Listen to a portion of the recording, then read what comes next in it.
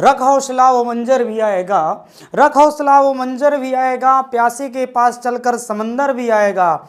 थक कर ना बैठ ए मंजिल के मुसाफिर, थक कर ना बैठ ए मंजिल के मुसाफिर, एक दिन मंजिल भी मिलेगी और मिलने का मज़ा भी आएगा। तो स्वागत है यूपी बोर्ड के मेरे सारे छात्रों को। यहाँ पर आप देखेंगे भौतिक विज्ञान के कुछ महत्वपूर्ण प्रश्न जो आपके बहुत ही इंपॉर्टेंट रहते हैं, जिसमें हमने कितने बता रहे हैं 60 महत्वपूर्ण प्रश्न, जिसमें आप इंपॉर्टेंट आपके नियम हैं और आपकी परिभाषाएं, न्यूमेरिकल और डेरिवेशंस रहेंगे, है ना बच्चों। तो देखते हैं इस पर आगे आपके क्वेश्चन क्या क्या रहेंगे। तो पहला क्वेश्चन है आपका पूरी किताब से कि पहले ही चैप्टर का है विद्युत बल संबंधी कूलाम का नियम समझाइए। तो आप लोगों ने पढ़ा ही होगा कूलाम का नियम क्या है कि किन्हीं दो आवेशों के मध्य लगने वाला आकर्षण प्रतिकर्षण बल दोनों आवेशों के परिमाणों के गुणनफल के अर्थात मात्राओं के गुणनफल के अनुक्रमानुपाती तथा बीच की दूरी के वर्ग के व्युत्क्रमानुपाती होता है ना। यहाँ पर लिखा भी है कि इस नियम के अनुसार दो बिंदु आवेशों के बीच लगने वाला बल उनके गुणनफल के अनुक्रमानुपाती तथा उनके बीच की दूरी के वर्ग के व्युत्क्रमानुपाती होता है। मतलब कैसे होता है, देखिए भैया, हम अगर इसका डायग्राम बनाए हैं तो डायग्राम भी बना सकते हैं, है ना। यहाँ पर हमने कह सकते हैं ये आपका एक प्लस क्यू आवेश मान लो, एक माइनस क्यू आवेश मान लो, और बीच की डिस्टेंस को कितना करेंगे हम आर कर सकते हैं। यहाँ से आपका बनेगा एफ इज प्रोपोर्शनल, हमने Q1 Q2 अपान में क्या बनेगा आर स्क्वायर, समझ रहे हैं भैया। तो यहाँ से जब ये अनुक्रमानुपाती या ये सब चीज़ें हटता है तो यहाँ पे लगता है F equal to 1/4 pi epsilon nought Q1 Q2 अपान में आर स्क्वायर। ये 1/4 पाई एप्सिलॉन नॉट आपका क्या है, एक प्रकार का कांस्टेंट है, मतलब नियतांक है। मतलब आपने इसमें क्या समझा, F is proportional Q1 Q2 और एफ आर स्क्वायर, समझ रहे। ये क्या होगा, जो आवेश हैं दोनों के गुणनफल के अनुक्रमानुपाती, ये क्या बनेगा व्युत्क्रमानुपाती के। इसको आपने इक्वेशन फर्स्ट माना, इसको आपने इक्वेशन क्या मान लिया, आपने सेकंड मान लिया। अब जब दोनों को ऐड करेंगे भैया तो Q1 Q2 अपान में बनेगा आर स्क्वायर के, ठीक है। अब ये बनेगा F बराबर 1/4 pi epsilon nought Q1 Q2 अपान में क्या बनेगा आर स्क्वायर। अब जहां क्या है 1/4 पाई एप्सिलॉन नॉट एक प्रकार से क्या बोलोगे इसको नियतांक है, और इस नियतांक की वैल्यू कितनी होती है, इस नियतांक की वैल्यू होती है 9 × 10 के पावर 9 न्यूटन मीटर स्क्वायर प्रति कूलाम स्क्वायर। अब आप ये भी बोलोगे कि ये वैल्यू आई कहाँ से, मतलब ये वैल्यू कहाँ से आई, न्यूटन मीटर स्क्वायर प्रति कूलाम स्क्वायर, ये इसका मान क्या है। तो बेटा ये आपका मात्रक तो यहाँ से निकाल सकते हो, बिल्कुल। बल का मात्रक आपको पता है न्यूटन होता है, समझ रहे हो। बल का मात्रक आपको क्या पता है कि क्या होता है, आपका न्यूटन होता है। यहाँ से ये इधर कर दोगे, पक्षांतर करोगे तो बनेगा दूरी का मात्रक होता है मीटर स्क्वायर। ये आपका आवेश है, आवेश का मात्रक समझते हो कूलाम होता है, दोनों का मल्टीप्लाई करोगे तो आपका आ जाएगा, समझ रहे हैं। तो इसको कौन सा नियम बोलोगे भाई, इसको बोलोगे कूलाम का नियम। कौन सा नियम बोलोगे भाई, इसको बोलोगे कूलाम का नियम। तो आप लोगों ने अच्छे से पढ़ा होगा कूलाम का नियम, है ना। इसका डायग्राम आप बना सकते हो, एक में माइनस क्यू या प्लस क्यू या माइनस क्यू, बीच की डिस्टेंस क्या बनेंगे आर बन सकती है। और आपका बन सकता है कई यहाँ दोनों आवेश आपके धनात्मक भी हो सकते हैं, है ना। बीच की डिस्टेंस आपकी वही कर लें, है ना। एक दोनों आवेश आपके माइनस की भी हो सकते हैं, बीच की डिस्टेंस आपने आर कर ली, ठीक है। तो एक और बना सकते हो भैया, एक प्लस है तो पहला माइनस कर लो, दूसरा प्लस हो सकता है, 20 की डिस्टेंस क्या बनेंगे आर बन सकती है, ठीक है। ये आपके डायग्राम बन सकते हैं। यहाँ से अगर हम इसको फनी मोड में कहें तो आप फनी मोड में भी कह सकते हो, F is proportional Q1 Q2 अपान में है आर स्क्वायर, कूलाम का नियम कहते इसे। 1/4 पाई एप्सिलॉन नॉट ये तो नियतांक होता है, 9 × 10 के पावर 9 इसकी वैल्यू होती है न्यूटन मीटर स्क्वायर प्रति coulomb square. 1/4 pi epsilon not ये तो नियतांक होता है ना। आप फनी मूड में पढ़ सकते हैं कंप्लीटली, ठीक है। तो अगला हम देखते हैं, है ना। अगला क्या है आपका, लिखा है कि वैद्युत फ्लक्स की परिभाषा तथा मात्रक लिखिए। वैद्युत फ्लक्स की परिभाषा तथा मात्रक लिखिए। तो देखो बच्चों, वैद्युत फ्लक्स की परिभाषा तथा मात्रक लिखिए। भैया ये भी बहुत इंपॉर्टेंट, समझ रहे, ये आपका क्या है, बहुत इंपॉर्टेंट है बच्चों। यहां पर लिखे वैद्युत क्षेत्र में स्थित किसी क्षेत्रफल से अभिलंबवत गुजरने वाली वैद्युत बल रेखाओं की संख्या के माप को हम क्या बोलते हैं, वैद्युत फ्लक्स बोलते हैं। समझ लिए, वैद्युत संख्या के क्या बोलोगे, माप को क्या बोलते हैं हम, वैद्युत फ्लक्स बोलते हैं। इसका अगर डायग्राम भी बनाना चाहें तो भैया डायग्राम आप लोग ऐसे बन सकता है, ठीक है ना। ये आपकी जो माप होती है इसी को हम क्या बोला करते हैं, वैद्युत फ्लक्स, और ये आपकी क्या होती हैं, वैद्युत बल रेखाएं। समझ रहे हो, तो वैद्युत बल रेखाएं होती हैं, तो वैद्युत बल रेखाओं की संख्या के माप को ही क्या बोल दोगे, वैद्युत फ्लक्स बोलते हो। भैया इसको किससे रिप्रेजेंट करते हो, इसको क्या बोलते हो भाई, फाई बोलते हो। फाई बराबर क्या बनेगा, ई डॉट ए, और ई क्या हो गया, intensity of the electric field, मतलब अर्थात वैद्युत क्षेत्र की तीव्रता, ए उसका क्या हो जाता है, आपका क्षेत्रफल हो जाता है ना। ई बराबर आपने पढ़ा है एफ बटा क्या होता है, क्यू, और इसका मात्रक क्या होता है बच्चों, न्यूटन, और इसका मात्रक क्या होता है बच्चों, कूलाम। तो बेटा ये ई का मात्रक क्या बनेगा, न्यूटन प्रति कूलाम, और यहां पर ए का मतलब क्या, ए का मतलब एरिया, एरिया का मतलब क्षेत्रफल, क्षेत्रफल का मात्रक आप समझ ही रहे होंगे, क्षेत्रफल का मात्रक होता है मीटर स्क्वायर, तो न्यूटन मीटर स्क्वायर प्रति क्या बन जाएगा, कूलाम। बेटा ये बनेगा वैद्युत फ्लक्स का मात्रक। समझ रहे हैं, ये बनेगा वैद्युत फ्लक्स का मात्रक। देख लो, न्यूटन मीटर स्क्वायर प्रति कूलाम, या इसी को हम क्या बोल देते हो बच्चों, वोल्टमीटर। समझ रहे हैं, हाँ अच्छे से आपको समझ में आ रहा होगा। तो आगे लिखा इसी में, देखो अभी आपने पढ़ा ना, जो वैद्युत बल रेखाएं हैं वो एक दूसरे को कहीं नहीं काटती। बहुत बार पूछा गया है ये क्वेश्चन, बहुत बार पूछा गया है, और कहा गया है कि ये जो वैद्युत बल रेखाएं हैं वो एक दूसरे को क्यों नहीं काटती, कारण बताइए भैया। तो देखिए यहाँ पर लिखा क्या है, फिर हम समझा रहे हैं कि विद्युत बल रेखाएं एक दूसरे को नहीं काटती क्योंकि इसमें स्थित कटान बिंदु एक से अधिक स्पर्श रेखाएं खींची जा सकती हैं, तो उस बिंदु पर विद्युत क्षेत्र एक से अधिक दिशाएं प्रदर्शित करेंगी, जबकि यह असंभव है। अर्थात यहां पर हम क्या कह सकते हैं कि यहां पर क्या बोला गया है कि जो वैद्युत बल रेखाएं में ये एक दूसरे को क्यों नहीं काटती, इसलिए अगर काटेंगी तो भैया दो दिशाएं हो जाएंगी, मतलब एक से अधिक दिशाएं, जो कि वो चीजें संभव नहीं है, इसलिए एक दूसरे को ये आपकी वैद्युत बल रेखाएं बिल्कुल नहीं काटती हैं। ठीक है, अगला क्वेश्चन देख लेते हैं। अगला क्वेश्चन आपका लिखा हुआ है, देख लिया भैया, कि एक इलेक्ट्रॉन तथा एक प्रोटॉन, यहां पर क्या है आपका, एक प्रोटॉन एक समान वैद्युत क्षेत्र में रखे गए हैं, किसका त्वरण अधिक होगा। यहां पर एक्सेलरेशन की बात की गई है, तो यहां पर भैया आप लोग को समझ में बिल्कुल आ गया होगा इस क्वेश्चन को पढ़ करके।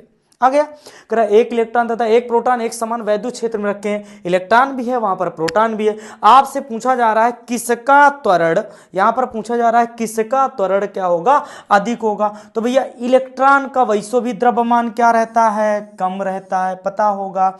अब इलेक्ट्रॉन का द्रव्यमान कम रहता है तो इलेक्ट्रॉन का त्वरण क्या होना चाहिए, अधिक होना चाहिए, क्योंकि प्रोटॉन की अपेक्षा इलेक्ट्रॉन का द्रव्यमान क्या होता है, कम होता है। ठीक है, अगला देखते हैं आपका, बिल्कुल सिंपल क्वेश्चन है ये, कि कह रहा कि वैद्युत विभव की परिभाषा दीजिए।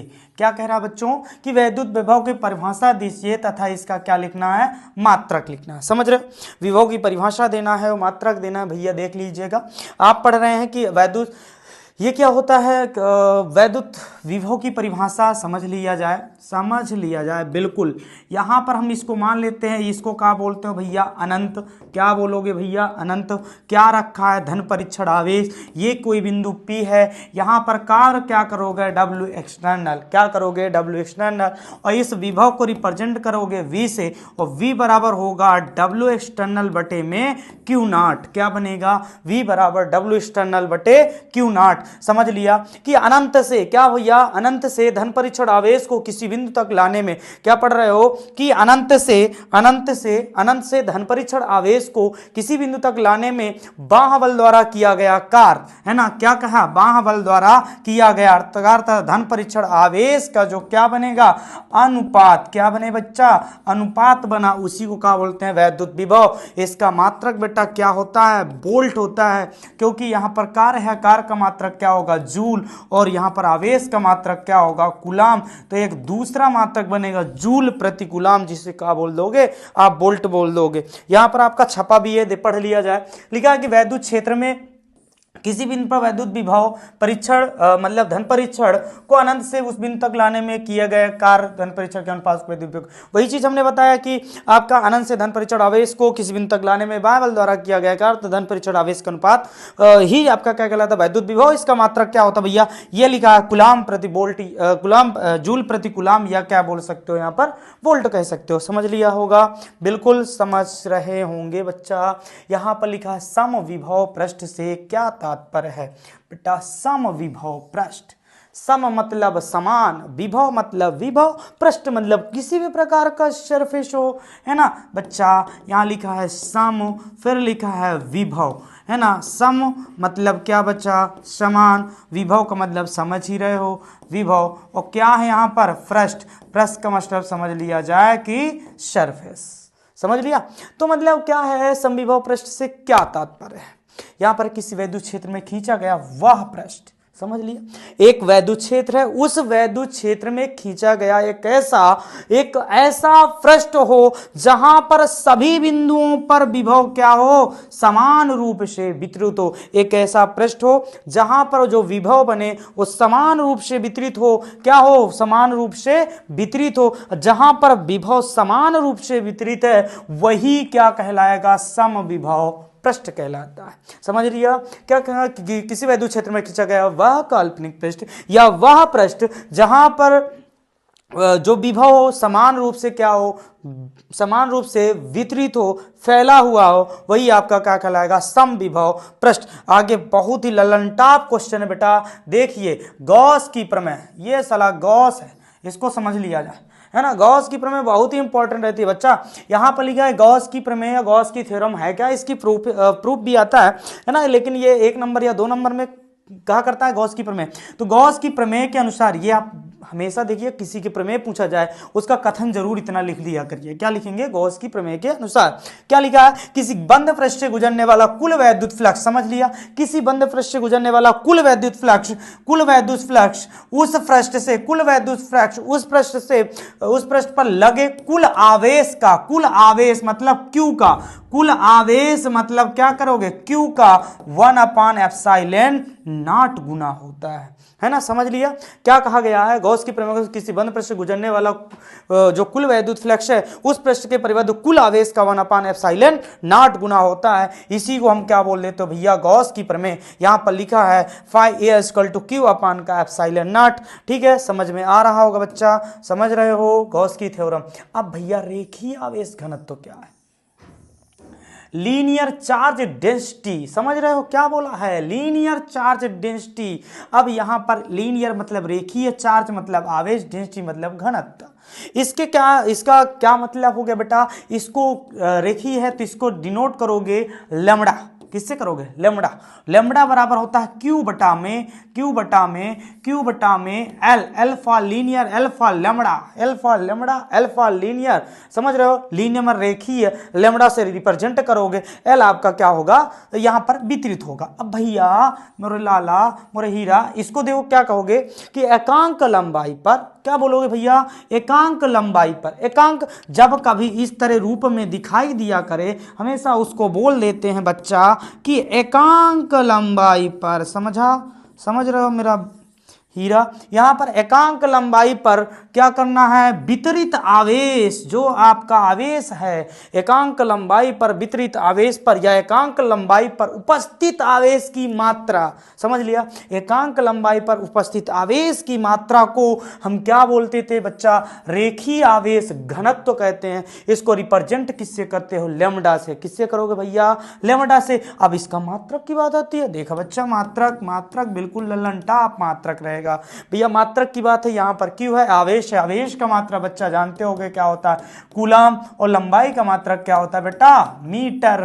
तो भैया इसका मात्रक क्या होगा, कूलम मीटर। अभी देखो ये रेखीय आवेश घनत्व, तो इसके साथ साथ अभी और होते हैं, हम आपको और बता रहे हैं, इसके साथ साथ क्या होते हैं, और होते हैं कि जो कूलम प्रति, ये जो रेखीय आवेश घनत्व है, रेखी के साथ साथ अभी एक पढ़ोगे पृष्ठीय आवेश घनत्व। क्या पढ़ोगे, पृष्ठीय आवेश घनत्व। और एक पढ़ोगे आपका आयतन आवेश घनत्व, आयतन आवेश घनत्व।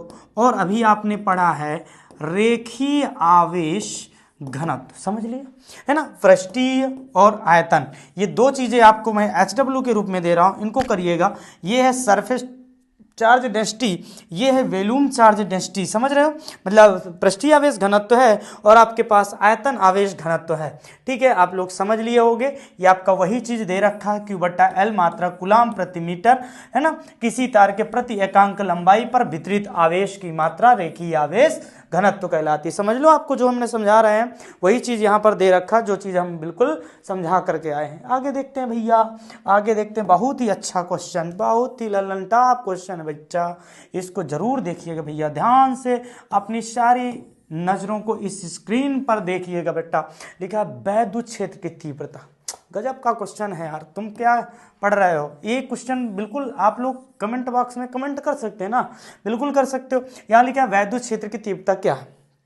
वैद्युत क्षेत्र का मतलब समझ रहे हैं, वैद्युत क्षेत्र का मतलब समझ रहे हैं ना। वैद्युत क्षेत्र का मतलब अगर समझ रहे हैं तो इंटेंसिटी आप समझ रहे हैं, तीव्रता है क्या, समझिए। अच्छा, हम बता रहे हैं, देखो दो तरीके से, कई तरीके से इसकी हम परिभाषित कर सकते हैं। पहले बात तो आपकी जो स्क्रीन में लिखी है उसको देख लेते हैं। लिखा है वैद्युत क्षेत्र में किसी बिंदु पर रखे धन परीक्षण आवेश पर लगने वाला बल तथा धन परीक्षण आवेश के मान उस बिंदु पर वैद्युत क्षेत्र की तीव्रता।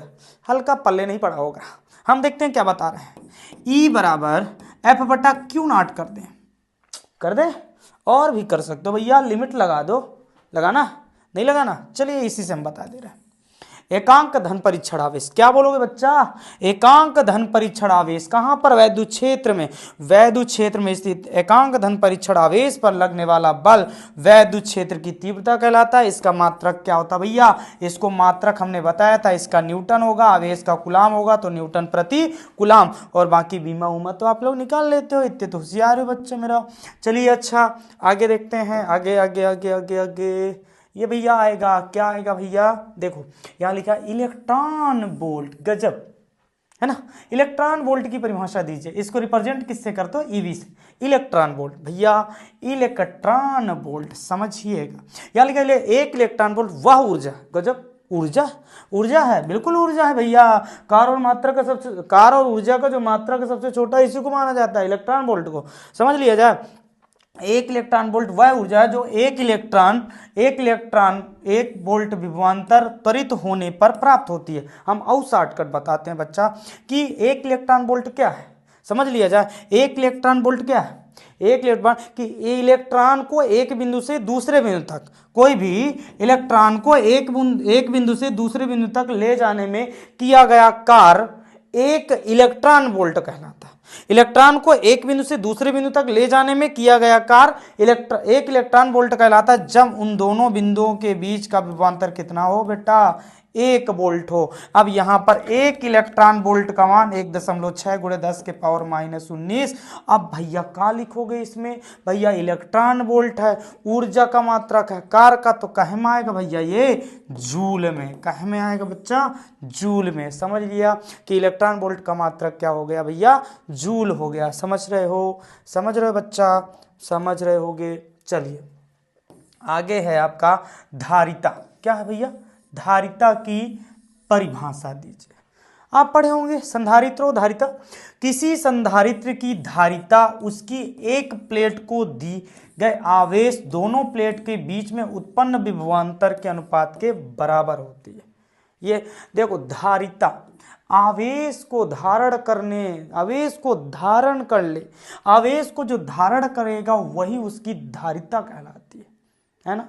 आवेश को धारण करने की क्षमता को ही हम क्या बोलेंगे, धारिता बोल दोगे, है ना। ये चीज आप इसको समझ रहे हो, संधारित्र को, धारिता को। चलिए आगे देखते हैं भंजक विभवांतर। ये भी इंपॉर्टेंट है बच्चा, इसको पढ़ लीजिएगा। किसी परावैद्युत पदार्थ के भंजक हुए बिना उसके दोनों सिरों के बीच लगाए गए वैद्युत विभवांतर के अधिकतम मान को उस परावैद्युत का भंजक विभवांतर कहते हैं। ठीक है, आगे देखते हैं भैया। एक आगे देखो बच्चा, आगे दिखा है कि एक मेगा इलेक्ट्रॉन वोल्ट को जूल में व्यक्त करना है ना। मेगा इलेक्ट्रॉन वोल्ट को जूल में व्यक्त करना है तो मेगा का मतलब समझ रहे हो 10 के पावर 6 इलेक्ट्रॉन वोल्ट, और इलेक्ट्रॉन वोल्ट का मान समझ रहे हो 1.6 × 10 के पावर -19। तो बेटा यहाँ पर जब कन्वर्ट करोगे तो 10 के पावर -19 है, प्लस का 6 तो 10 के पावर -13 बन जाएगा। तो आपका आंसर कितना आ जाएगा, 1.6 × 10 के पावर -13 जूल। समझ लिया, बिल्कुल समझ लिया। अब आगे आया है धारा घनत्व। दो यहाँ देखो यार भाई, इसमें बहुत इंपॉर्टेंट रहता है। क्या क्या इंपॉर्टेंट है यहाँ इसमें देखे बता दे रहा हूँ। एक धारा घनत्व है, क्या है, धारा घनत्व है। एक आपके पास अगर पड़ा होगा, एक बनेगा पहला धारा घनत्व, एक बनता है अफवाह वेग के नाम से सुना होगा, अफवाह वेग, या इसी को हम बोलते हैं अनुगमन वेग, है ना। इसको इंग्लिश में बोलते हैं ड्रिफ्ट वेलोसिटी। क्या बोलते हो, ड्रिफ्ट वेलोसिटी, समझ रहे, ये चीज बोलते हैं। तो अब पहली बात तो धारा घनत्व है क्या बेटा, ये लिखा है ना, बस यही है उसका रामबाण तरीका। जो उसका फार्मूला J = I/A लिखा है, बिल्कुल सही है, समझ रहे। इसको क्या कर सकते हैं, एकांक क्षेत्रफल पर, है ना। इसको यहां से क्या बना सकते हो, एकांक क्षेत्रफल पर अविलंबोत गुजरने वाली धारा को, है ना, एकांक क्षेत्रफल पर गुजरने वाली धारा को धारा घनत्व कहते हैं। समझ लिया, ये लिखा है किसी चालक में किसी बिंदु पर प्रति एकांक क्षेत्रफल से अभिलंबवत गुजरने वाली धारा को उस बिंदु का धारा घनत्व कहते हैं। समझ लिया, उस बिंदु का क्या बोलते हो, धारा घनत्व कहते हो। इसको रिप्रेजेंट किससे करोगे, J से, और J बराबर क्या बनेगा, I/A। I क्या है, विद्युत धारा जिसका मात्रक एम्पियर, और A क्या है, आपका एरिया जिसका मात्रक क्या बनेगा, वर्ग मीटर बनेगा। ठीक है बच्चा, तो ये चीज आप लोग क्या है, और आगे इसको पढ़ लेना। अफवाह वेग को बहुत ही इंपॉर्टेंट है बच्चा। ओमीय प्रतिरोध क्या है, गजब बच्चा गजब। ओमीय प्रतिरोध जो ओम के नियम का पालन करता है, जानते हो, है ना। यहाँ पर देखो, वे परिपथ जिनमें ओम के नियम का पूर्णतया लागू किया जाए उनके सिरों पर आरुद्ध विभवांतर तथा संगत परिपथ में बहने वाली धारा का अनुपात सदैव नियत रहता है, ओमी परिपथ कहते हैं, है ना। ओमी परिपथ है, वहां पर ओमी प्रतिरोध कहा गया है। जो ओम के नियम का पालन करता है वही ओमी प्रतिरोध कहलाया जाता है। ठीक है, इतना ध्यान रखना है आपको बच्चा। अब आगे आपका विशिष्ट प्रतिरोध। विशिष्ट प्रतिरोध समझ लिया जाए, समझोगे, समझ लो। प्रतिरोध R इज प्रोपोर्शनल पढ़ा होगा L, R इज प्रोपोर्शनल पढ़ोगे 1/A, R is proportional L बटा बन जाएगा। गजब, इसके कंसेप्ट वाले क्वेश्चन बहुत बनते हैं। फिर R बराबर होगा ρL/A, और जहां रो है यही इसका क्या भैया, विशिष्ट प्रतिरोध। क्या है, विशिष्ट प्रतिरोध। इसका जो यहां से आप निकाल सकते हो, क्या निकलोगे भैया, रो बराबर, यहां से देखो रो बराबर क्या बनेगा, RA/L। यहां से एक क्वेश्चन और बनता है, क्या बनता है, जो किसी चालक तार का प्रतिरोध, किसी चालक तार का प्रतिरोध किन किन कारकों पर निर्भर करता है ना। क्या बन सकता है, चालक तार का प्रतिरोध किन किन कारकों पर निर्भर करता है, ये बन गया। समझ रहे, ये चीज क्या होती है, बन जाती है इसमें कि चालक तार का प्रतिरोध किन किन कारकों पर निर्भर करता है। ये यहाँ से ऑब्जेक्टिव क्वेश्चन भी बन सकता है कि यदि किसी चालक तार की लंबाई को बढ़ा दिया जाए, क्षेत्रफल को बढ़ा दिया जाए तो उसकी प्रतिरोध पर क्या प्रभाव पड़ेगा। बिल्कुल सही, यहाँ पर कह दिया जाए कि किसी चालक तार है उसकी लंबाई को चरचरा खींच करके बढ़ा दिया जाए। जब उसकी लंबाई को बढ़ा दोगे तो भैया प्रतिरोध पर क्या प्रभाव पड़ेगा? तुमने सुना होगा एक अनुक्रमानुपाती होता है और एक व्युत्क्रमानुपाती होता है। अनुक्रमानुपाती का मतलब एक का मान बढ़ाओगे तो दूसरा का मान बढ़ जाता है ना। आओ थोड़ा समझते हैं, फिर विशिष्ट प्रतिरोध के बारे में चलते हैं। ठीक, थोड़ा सा समझते हैं फिर विशिष्ट प्रतिरोध के बारे में चलते हैं। यहाँ पे थोड़ा समझ लेते हैं, ठीक है, यहाँ पे थोड़ा सा समझते हैं। क्या समझोगे बच्चा? एक समझोगे अनुक्रमानुपाती, एक समझोगे व्युत्क्रमानुपाती। दो चीजें समझ लिया तो समझ लिया कि आपको फिजिक्स आने लगी। अनुक्रमानुपाती का मतलब क्या होता है? जैसे हमारे पास कोई भी चीज लिखी है, यहाँ पर हमने लिया x इज प्रोपोर्शनल y और यहाँ पे कह लिया x 100 बट्टा कर दिया हमने y के, व्युत्क्रमानुपाती कर दी। अब अनुक्रमानुपाती, देखो अनुक्रमानुपाती का मतलब क्या हुआ? साथ जिएंगे साथ मरेंगे, साथ जिएंगे साथ मरेंगे, जो तुम कहोगे हम भी करेंगे। समझ रहे? यहाँ पे लिखा अनुक्रमानुपाती साथ जिएंगे साथ मरेंगे। मतलब क्या हुआ यार? ये देखो यहाँ पर एक की वैल्यू इंक्रीज की जाती है, दूसरी की वैल्यू अपने आप इंक्रीज हो जाती है। समझ लिया? अगर हम x बराबर 2 मान लेते हैं भैया, x बराबर हम क्या मान लें? x, रुको सारा सब्र करो बच्चा। अगर हम x बराबर यहाँ पर 2 मान लेते हैं तो यहाँ पर 2 बराबर बेटा y लिखोगे ना, y की वैल्यू अपने आप। अल्लाह भैया ये क्या हुआ? कुछ नहीं बेटा, है ना। क्रिस का गाना यहाँ सुन रहा होगा, सुनेगा? नहीं सुनेगा ना। तो यहाँ पर देखो, यहाँ पर आपने क्या किया? x की वैल्यू इंक्रीज कर रहे हो तो y की वैल्यू क्या होती है? इंक्रीज हो जाती है। इंक्रीज का मतलब समझते हो? बिल्कुल समझते हो। मतलब क्या होती है? बढ़ जाती है। तो अनुक्रमानुपाती का मतलब समझा कि एक का मान बढ़ाइले तो दूसरा का मान बढ़ जाइले। तो यही तो लिखा था ना आपके में, क्या लिखा था? R इज प्रोपोर्शनल एल ना, R इज प्रोपोर्शनल एल लिखा था। एल का मतलब लंबाइया है, लंबाइया बढ़ा रहे हो, प्रतिरोध बढ़ रहा है ना। बिल्कुल सही। किसी चालक तार की लंबाई को बढ़ा दिया जाए तो प्रतिरोध अपने आप बढ़ जाएगा। समझ लिया? समझता है बच्चा मेरा? तो समझ लिया, इसीलिए कहते हैं साथ जिएंगे साथ मरेंगे। दुई पति पत्नी है, उसको बर्गर दिया जाए, कहीं मैं भी बर्गर खाऊंगी, दूसरे को दिया जाए दूसरी भी कहेगी यार मुझे भी चाहिए, कहीं मैं कुआं में कूद के मर जाऊँ, कहीं मैं मर जाऊँ। समझ लिया? अब जब इन तरह का काम होने लगता है तो वही चीज़ तो अनुक्रमानुपाती में आती है। जहाँ चीज़ तुम करियो वहाँ कैली, दोनों का वैल्यू क्या हो गई? बराबर। और बाबा दिस भरोसा, तो अब समझ लो क्या हुई। चलो अच्छा, व्युत्क्रमानुपाती थोड़ा देखते हैं। यहाँ पर देखते हो व्युत्क्रमानुपाती में क्या होता है? इसी का विपरीत होता है। तो कहते तू डाल डाल तो मैं पात पात, मेहरिया कौन कमजोर नहीं होती। समझ रहे हो ना? अरे बच्चा मेरे समझता है। क्या कहना है कि तू डाल डाल तो मैं पात पात। समझ लिया? यहाँ लिख दो, तू डाल डाल